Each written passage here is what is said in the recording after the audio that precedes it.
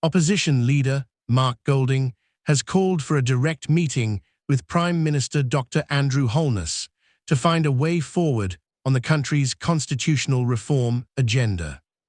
Golding's call comes after he rejected the Prime Minister's invitation that he meet with Justice Minister Delroy Chuck on the issues.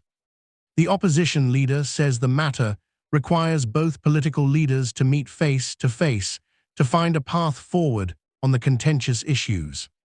His concerns are outlined in a letter sent to the Prime Minister on Friday. The letter has been released to the public. Dana Davey tells us more. I recommit to leading an inclusive and consultative government. I extend my hand to the leader of the opposition to create a space for the national interest. Mark, let us partner together to complete the work we started on making Jamaica a republic.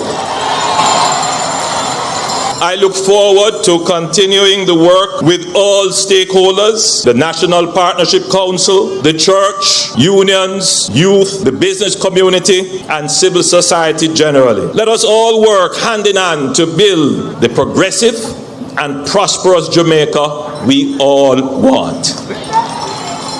In a letter dated October 3, 2025, Golding reminded Holness of his remarks at the recent swearing-in ceremony at King's House, where the Prime Minister urged the opposition to partner in order to achieve abolishing the British monarchy as head of state. Here's the Prime Minister making that appeal. Mr. Golding said he welcomed those words, noting that constitutional reform requires genuine collaboration. He says especially important since the government lacks the two-thirds majority in either House of Parliament to make unilateral changes. He cited past examples of bipartisan cooperation, including work between Bruce Golding and Portia Simpson Miller on the Charter of Rights, and historic partnerships between leaders such as Norman Manley and Alexander Bustamante, and P.J. Patterson and Edward Seager. However, Golding expressed disappointment that Holness, in a subsequent letter, directed him to meet with the Minister of Justice, Delroy Chuck, rather than engaging him directly.